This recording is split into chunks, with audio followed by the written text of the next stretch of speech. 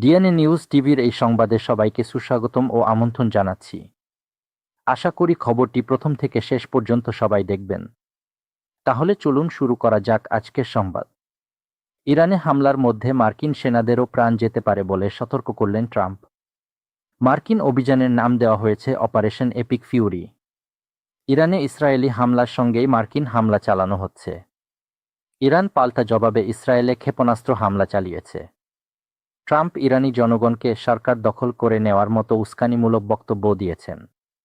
মার্কিন president Donald Trump আজ শনিবার বলেছেন, যুক্তরাষ্ট্র ইরানে বড় ধরনের সামরিক অভিযান শুরু করেছে। একই সঙ্গে তিনি সতর্ক করে দেন, এতে মার্কিন সেনাদের প্রাণহানি ঘটতে পারে। ট্রাম্পের মতে এই হামলার লক্ষ্য হল ইরানের ক্ষেপণাস্ত্র ব্যবস্থা ধ্বংস করা এবং তাদের নৌবাহিনীকে নিশ্চিহ্ন করা। ইরান পারমাণবিক ও ব্যালিস্টিক ক্ষেপণাস্ত্র কর্মসূচি চালিয়ে গেলে আবার হামলা চালানো হবে বলে যুক্তরাষ্ট্র ও ইসরায়েল যে বারবার সতর্কবার্তা দিচ্ছিল, এটি তারই প্রতিফলন। ট্রাম্প তার নিজের মালিকানাধীন সামাজিক যোগাযোগ মাধ্যম ট্রুথ সোশ্যালে শেয়ার করা এক ভিডিও বার্তায় বলেছেন, আমার প্রশাসন এই অঞ্চলে মার্কিন কর্মীদের ঝুঁকি কমানোর সম্ভাব্য সব পদক্ষেপ নিয়েছে।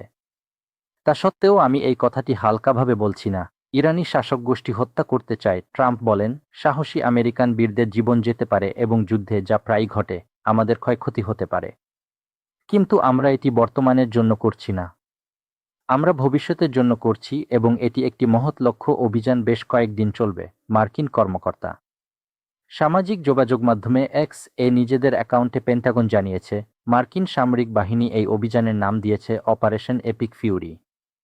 গত বছর ট্রাম্প হোয়াইট হাউসে ফেরার পর এ নিয়ে দ্বিতীয়বার যুক্তরাষ্ট্র ইরানে হামলা চালাল। প্রথমটি ছিল গত জুনে। তখন ওয়াশিংটন ইরানের পারমাণবিক কেন্দ্রগুলোতে ধারাবাহিক হামলা চালিয়েছিল। এক মার্কিন কর্মকর্তা বার্তা সংস্থা রয়টার্সকে বলেন, প্রথম হামলার তুলনায় শনিবারের এই হামলা কয়েকদিন ধরে চলতে পারে বলে ধারণা করা হচ্ছে। তেহরান পাল্টা আঘাত হানার প্রস্তুতি নিচ্ছে এবং এই প্রতিক্রিয়া হবে ভয়াবহ। রয়টার্সকে এমনটি জানিয়েছেন ইরানের একজন কর্মকর্তা।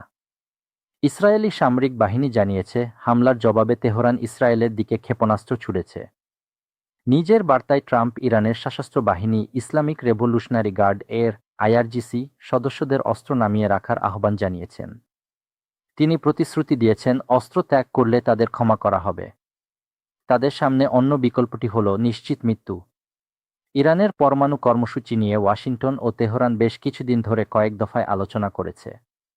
কোনো চুক্তি ছাড়াই গত বৃহস্পতিবার সর্বশেষ আলোচনা শেষ হয়।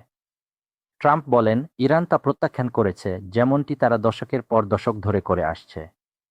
তারা তাদের পারমাণবিক আকাঙ্ক্ষা ত্যাগ করার প্রতিটি সুযোগ প্রত্যাখ্যান করেছে। আমরা এটি আর মেনে নিতে পারছি না, ইরানিদের সরকার দখলের উস্কানি ট্রাম্পের। প্রেসিডেন্ট ট্রাম্প 1 জানুয়ারি মাসে ইরানে হামলার ধারণাটি সামনে আনেন। তখন ইরানে 2 সপ্তাহব্যাপী বিক্ষোভ চলছিল। ওই বিক্ষোভের সময় সহিংসতায় কয়েক হাজার মানুষ নিহত হন। ট্রাম্প তখন সতর্ক করেছিলেন, ইরানি কর্মকর্তারা যদি বিক্ষোভকারীদের গুলি করে হত্যা করেন, তবে যুক্তরাষ্ট্র তাদের উদ্ধারে এগিয়ে আসবে।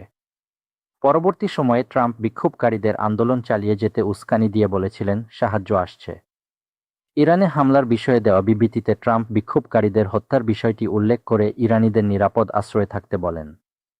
তিনি বলেন, কারণ সব জায়গায় বোমা পড়বে।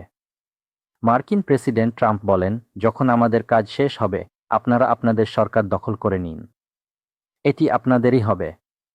সম্ভবত পরবর্তী কয়েক প্রজন্মের মধ্যে এটি আপনাদের একমাত্র সুযোগ। সংবাদটি শেষ পর্যন্ত দেখার জন্য আপনাকে অসংখ্য ধন্যবাদ। আশা করি ভিডিওটি লাইক করবেন, কমেন্টে আপনার ভালো মন্দ জানাতে পারেন, শেয়ার করে অন্যান্য বন্ধুদের কাছে ভিডিওটি পৌঁছে দিতে পারেন, যাতে সেও এই সংবাদটি শুনতেও দেখতে পারে। পরবর্তীতে আরও সুন্দর ভিডিও নিয়ে আপনাদের সামনে উপস্থিত হচ্ছি। সবাই ভালো থাকবেন। ধন্যবাদ সকলকে।